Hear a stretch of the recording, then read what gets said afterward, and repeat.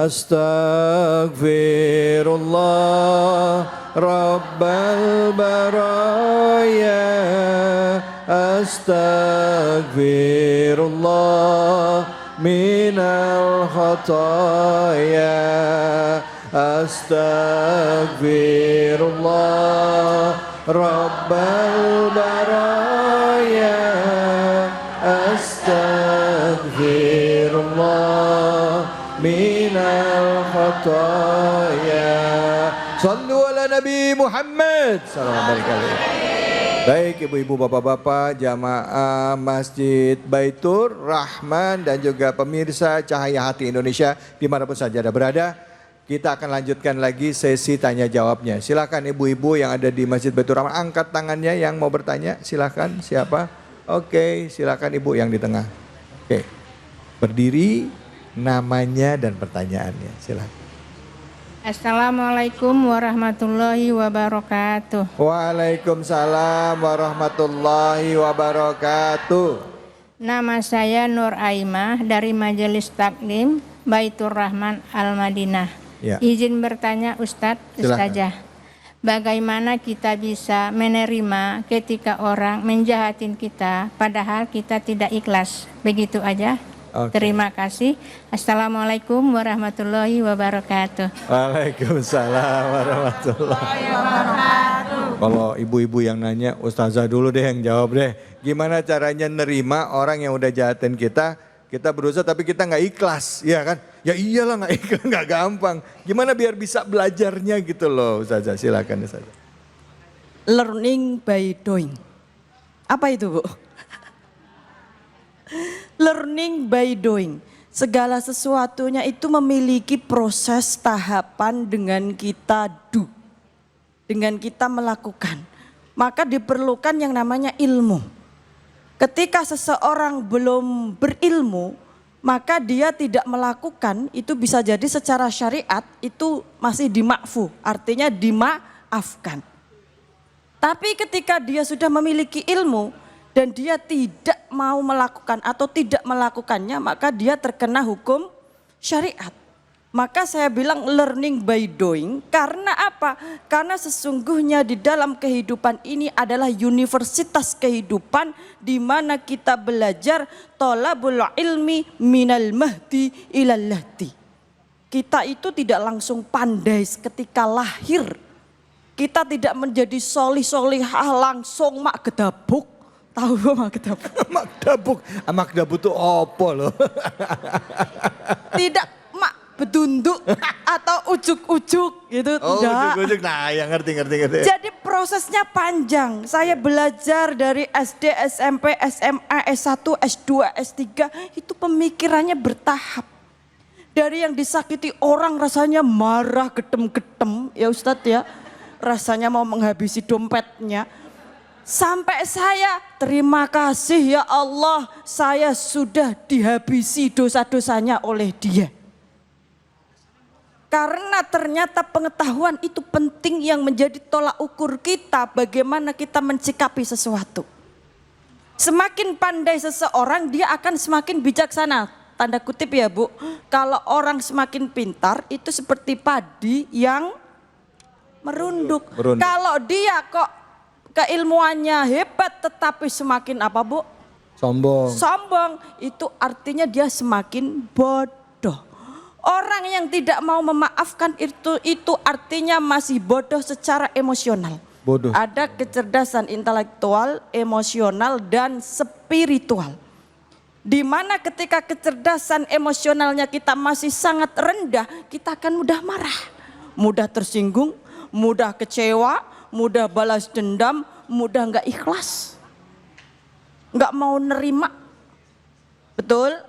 Dikasih duit 10.000 kurang syukur, 100.000 masih kurang, 1 juta alhamdulillah, 10 juta subhanallah. Makin kenceng. Jadi ternyata semakin kita meningkatkan kapasitas diri kita, baik dari itu kecerdasan intelektual, spiritual dan emosional, maka kita akan bisa merasakan keagungan daripada yang namanya akhlakul karimah. Kalau disakiti orang lain dan kita mau menerima, Bu, pahalanya luar biasa. Itu namanya akhlak yang agung. Wa innaka la'ala khuluqin azim. Rasulullah bagaimana sepak terjang beliau, disakiti, dizalimi, difitnah, apakah balas dendam? Tidak. Beliau memberikan kasih sayang. Coba kita dibenci tapi menyayangi, mau? Maka berterima kasihlah kepada orang-orang yang telah menyakiti kita, karena sesungguhnya kita sedang diangkat derajatnya jika kita mau bersabar, bersyukur, berikhlas kan? dan berikhlas. Baik, terima kasih banyak Ustazah. Bu, tadi Ustazah tuh bilang belajar ikhlas. Saya ingat pernah belajarin ya, karena saya orangnya tuh kadang kalau disakitin orang atau nerima satu keadaan tuh sulit. Kata guru saya bilang begini, kalau kamu pengen belajar untuk menjadi manusia yang ikhlas ya, atau ridho dengan ketentuan Allah, setelah sholat kamu berdoa, bayangkan fulan bin fulan, kamu katakan sambil berdoa, ya Allah aku ridho.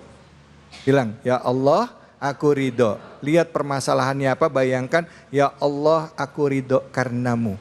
Terus bilang dalam hati, aku maafkan fulan. Aku maafkan orang tersebut. Terus awalnya susah, Bu. Tapi lama-lama, Bu, air mata netes. Akhirnya apa? Enteng. Habis itu apa? Rezeki datang dari semua tempat.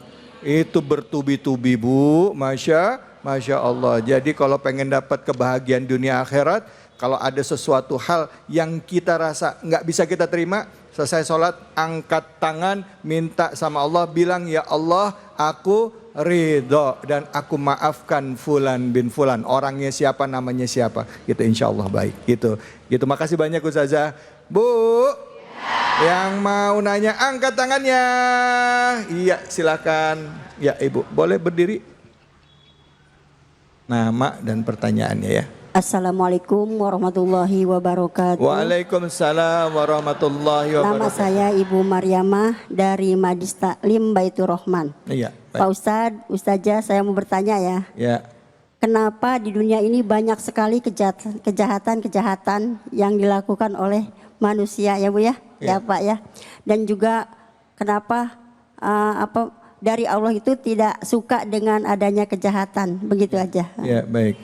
Terima kasih banyak, Bu. Terima kasih. Wassalamualaikum warahmatullahi wabarakatuh. Waalaikumsalam warahmatullahi wabarakatuh. Maksudnya Bu Maryamah nih Ustaz Fatullah, kenapa kalau kita ngelihat dalam besar ini ya, dalam seluruh dunia kita lihat nih, itu terjadi kezoliman. Ya, dibiarkan, bahkan kita sendiri diam melihat kezoliman itu karena takut atau apa, kita diam melihat kezoliman. Contohnya yang terjadi di Palestina, kita cuma bisa doa, kirim bantuan ya, ini contoh doang, contoh gitu. Tapi itu kenapa dibiarkan? Mereka membunuh anak-anak kecil, mereka melakukan mereka tutup akses itu, dibiarkan seolah-olah. Nah gimana itu Ustadz, kita menyikapi itu? Bismillahirrahmanirrahim. Memang dunia sudah tuanya lihat kemari, enak banget.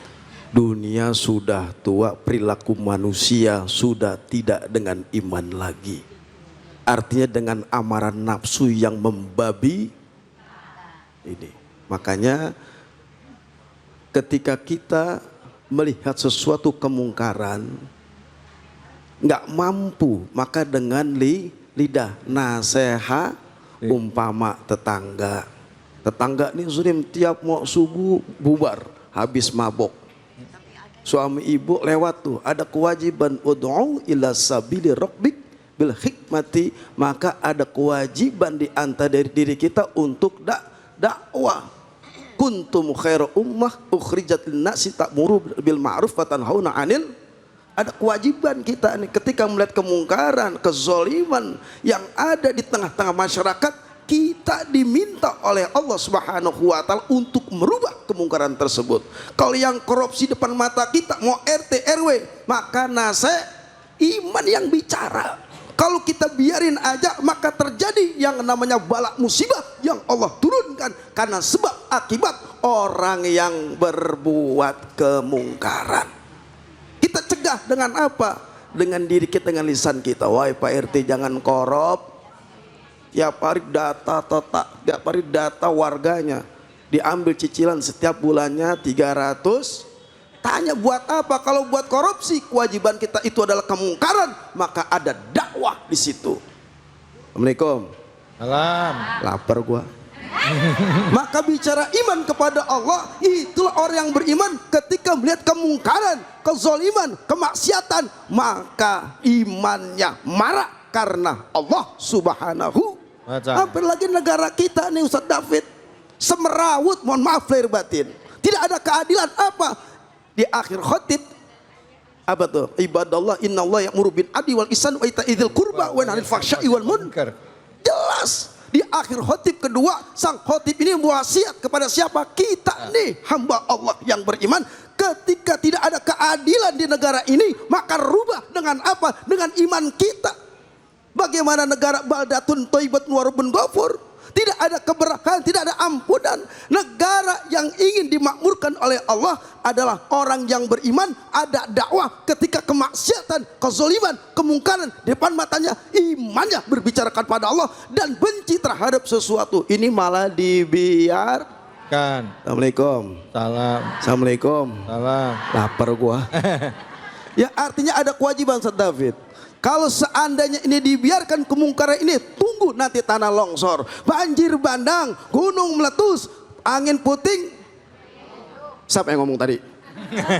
Kalau korupsi, kemungkaran ibu biarin, minimal di RT dulu, di RW. Setelah tidak ada keadilan dan di situ banyak kemaksiatan, maka rubah dengan apa? Iman, lisan kita, hati kita, dan tangan kita. Itulah orang yang beriman kepada Allah. Baik, terima kasih banyak Ustaz. Lapar gua. Ya. Makan dulu Ki. Silakan angkat tangannya. Iya, boleh silakan Ibu berdiri. Nama dan pertanyaannya. Ibu siapa ini namanya Ibu? Ibu siapa? Warahmatullahi wabarakatuh. Waalaikumsalam. Nama Bu, nama? Nama saya Ibu Aminah. Ibu Aminah. Dari Majelis Taklim Baitur Rahman. Bu Aminah tinggal di mana Bu Aminah? Tinggalnya di Cilebut. Di Cilebut. Anak Iya. berapa anak? Anak 5. Anak 2, laki perempuan? 4 perempuan, 1 laki-laki. Oh, 4 perempuan, 1 laki-laki. Ya. Udah pada nikah? Yang 4 sudah. Udah, cucu berapa cucu? Cucu 11. Ini kayak introspeksi ini ya Kak Pak? Kayak interogasi jadinya ya, Yang interogasi. terakhir belum tanya, suami masih ada. Agak Saya nggak berani nanya. Silakan pertanyaan. Mohon izin bertanya Ustazah. Bolehkah kita berbuat kejahatan untuk kebaikan menolong orang lain? Sekian, terima kasih. Wassalamualaikum warahmatullahi wabarakatuh. Waalaikumsalam warahmatullahi wabarakatuh. Baik, makasih. Ustazah silakan. Boleh nggak berbuat kejahatan dalam rangka menolong orang lain? Ya terpaksa dia berbuat kejahatan gitu, karena dia pengen nolong orang gitu. Terpaksa. Iya, ya misalnya dia maaf ya gitu ya, dia ngerampok atau dia nyuri karena misalnya ada kebutuhan pokok yang harus dia penuhi di dalam rumah tangganya, atau dia melakukan apa yang bertentangan dengan hukum untuk nolong tetangganya. Nah, gimana itu, Ustazah? Kalau dalam keadaan darurat tahu ya, darurat itu adalah darurat. Kondisi-kondisi tertentu di mana itu berbeda dengan kondisi yang sewajarnya. Mungkin contohnya suami pelit. Kok suami sih? Di sini ada 2 orang suami. Nah, kemudian istrinya ambil duit suami, boleh nggak Ustaz?